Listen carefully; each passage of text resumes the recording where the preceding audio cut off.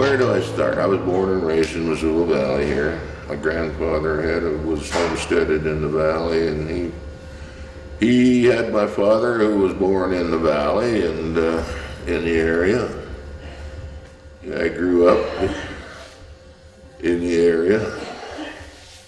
1957, I went in the Navy. I grew up on a farm. That was a fun thing to do. I was 3 years old when the Japanese bombed Pearl Harbor.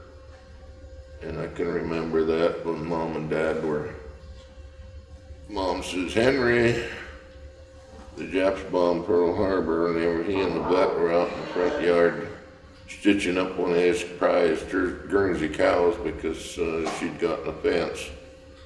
And they finished and turned, and they were sitting there, and the ladies was crying, and the guys were sitting there grumbling and listening to the radio. We lived out here on 39th Street. And prior to that, I remember when the fairgrounds burned up. That was in August the 3rd of 41. And my mother was there, and my brother was there, and my grandfather was there. Dad was farming, of course, in August.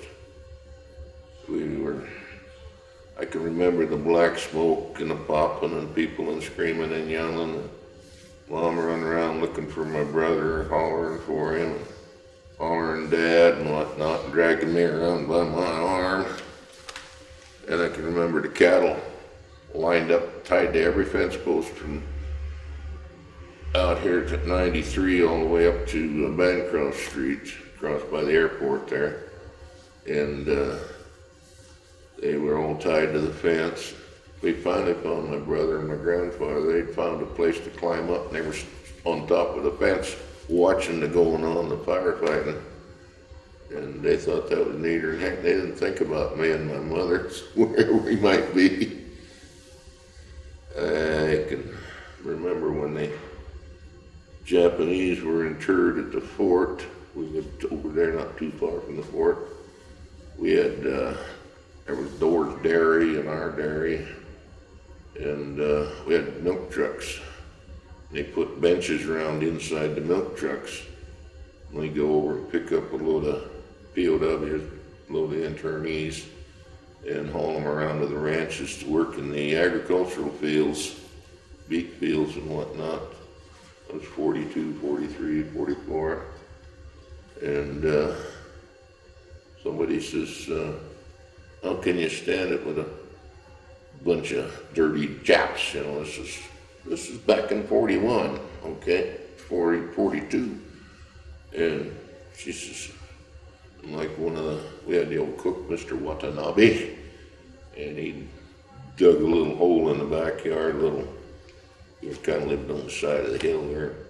He dug back into the hill, lined it with rocks and a big wash tub, and he built a fire under the wash tub, and that's where they boiled their rice. And they had rice every day for lunch. And I don't know what else they had. And we had about 9 Japanese. And he says, "Yeah, well, every farm had to have an armed guard." So they got this big 45 on their hips. They'd go sleep in the shade. They'd give these big beat knives, these big machete things with a hook on the end, to the prisoners, and go sleep in the shade. It's just dumb. We POWs over at the fort, stand back, death wire, dogs, guns, towers. Bring us out here with women and children, give us big knives, and go lay in the shade and sleep. They were American citizens. They were the ones they rounded up on the West Coast and brought them inland, separated the women and children, old people and young men. The healthy men were farmed out, as the saying goes. And then after the war, I don't know, I was going to high school. I remember running around on these flats out here. What's it out here then? This is flats. The airport was over there with the Sentinel High School. Fairgrounds was there all the time. And one of our great sports was load up in the back of a pickup truck at night with shotguns. And drive around out here and jump jackrabbits and then shoot jackrabbits with the shotguns and the pickup headlights roaring off across the prairies. The Indians used to come down. This used to be loaded with bitter roots. They'd come down and dig bitter roots every spring. And they used to come and buy milk from us and whatnot. We had a pretty diversified little farm. And we raised our hogs and we raised our calves and cattle. We didn't have to worry too much about rationing. We had our corn and peas and beans, and we had apple orchards. We had 7 different kinds of apples. We had strawberries and berries and whatnot and so forth. We didn't get electricity at our farm until after the war. The neighbor had electricity because he had a dairy, but we didn't have a dairy qualified enough to, have electricity, so we didn't get electricity. And we got electricity after the war. My brother wired the house, put in lights, and boy, that was fun. One light bulb in the middle of the room, hey, bright light. Otherwise, it was pump up the old kerosene lantern with the mantle on it. Now they call it a camper lantern. We called it light. And we had a pretty happy childhood, actually. My brother was 9 years older than me. And it was a big to-do to go from here to Potomac to visit my relatives, some of my relatives. During the holidays, each relative would host one of the holiday dinners. So we had Thanksgiving at Potomac. We'd have Christmas in Missoula, then New Year's at 439th Street. And then we'd start over again. The only time we ever went to church was Easter and Christmas. Not that I minded, it was just that was our family tradition. And I didn't start going to church regularly till after I was out of the house for about 60 years. Then I got greetings from uncles. I joined the Navy Reserve at the fort. And after I graduated from high school in 1956, I went to boot camp in June in San Diego, and came back, and Dad and I went logging, and we bought a chainsaw, and we went logging and cut up stud trees, logged off our forest land that we owned. Since I didn't go to college in the fall, I got greetings to report to Butte in March 1957. And I went there, and then I signed up for school, and I went to San Diego for 14 weeks and learned how to be an electrician, and then I came out as an electrician. And I signed up for icebreaker duty. I figured that was going to be pretty interesting. Very isolated, not many foreign ports, could save some money, et cetera, et cetera, et cetera, but I didn't count on being broke down and having to go into dry dock in Wellington, New Zealand for 3 months. We broke the prop on our icebreaker, and in the meanwhile, I met this lady. We started going steady. 2 years later, we got married, and I brought her to America, and we had 3 kids. I was an electrician. Industrial maintenance electrician is what it was. I repaired motors and troubleshoot machinery and so forth. and I wired a few houses and stuff like that. I was an electrician for about 40 years.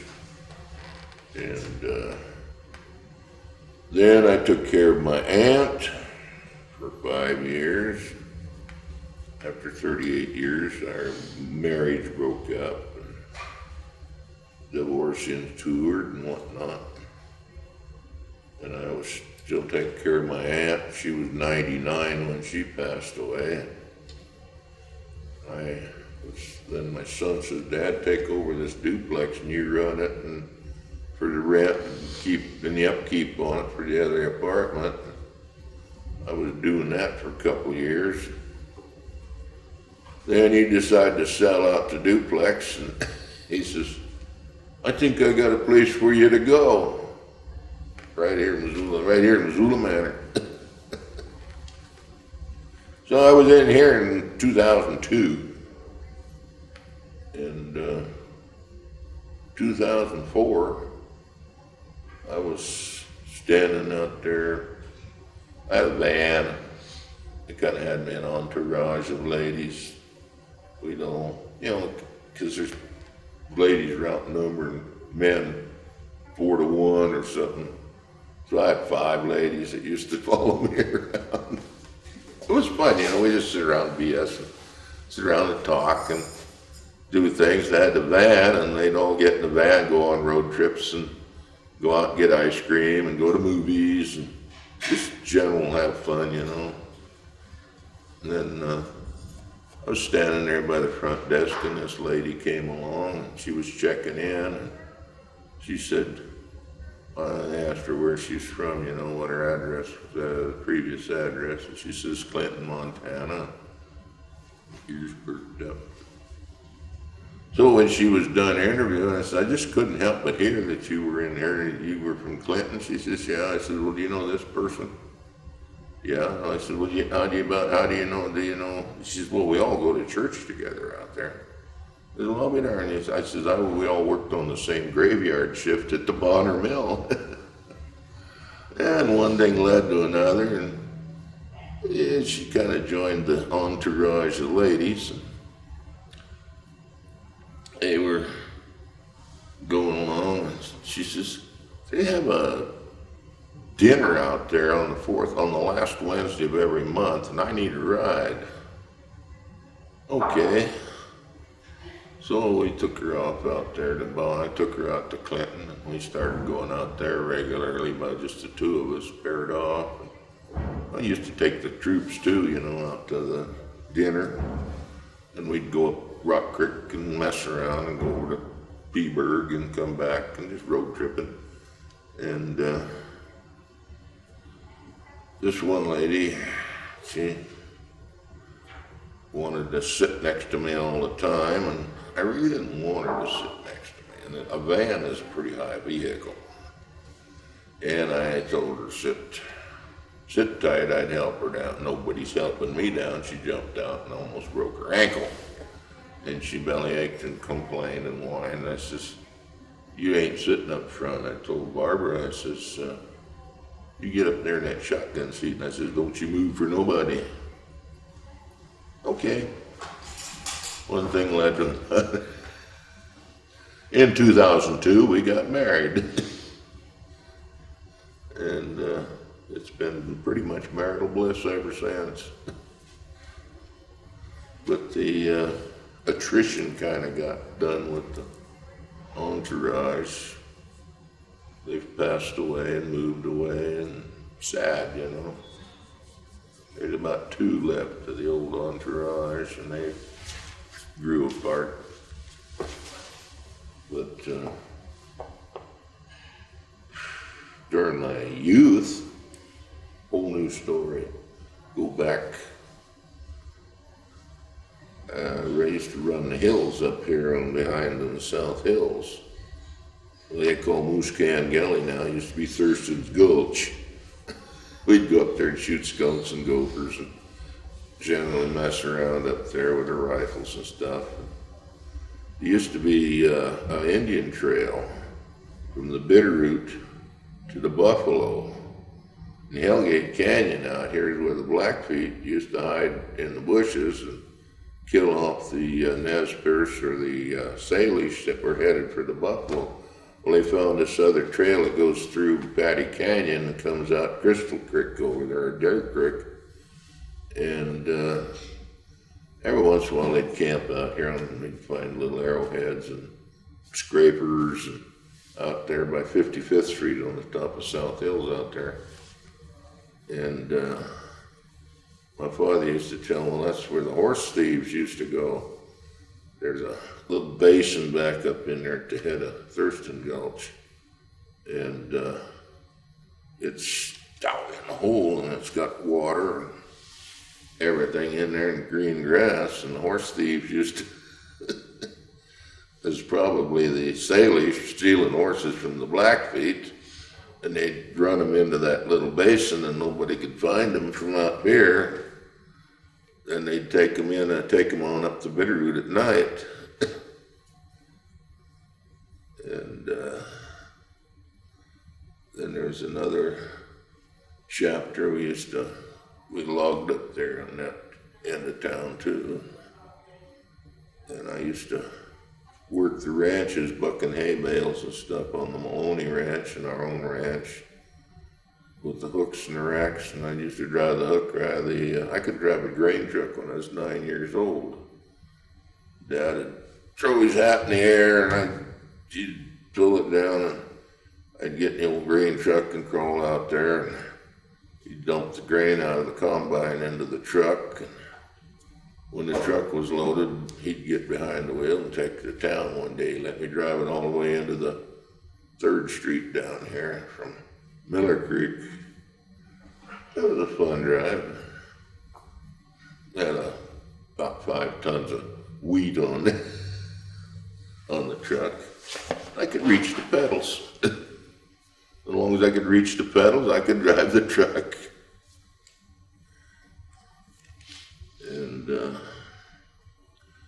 Dad farmed with horses up until 1945. He bought himself a brand new farm all age. He saved it up, saved his money. And the plow was delivered the day after. Boy, he thought that was just slicker than all get out. He was gonna retire his horses. Horses were standing there in the creel munching their grain and watching the old tractor plow. Dad says, I gotta plow that ditch. He plowed along the side of the hill and he just plowed up too steep and the tractor rolled over on the side. And Dad kind of fell off and didn't hurt anything, didn't break anything. He shut the tractor down and went and hitched up the team. The team hooked on the tractor and set it up right again. Away they went. And I wrote some stories about a horse named Dan, and I wrote a story about a little teddy dog. And since I've been in here, I wrote a couple of stories and some essays and stuff. But I think I kind of run out of words right now.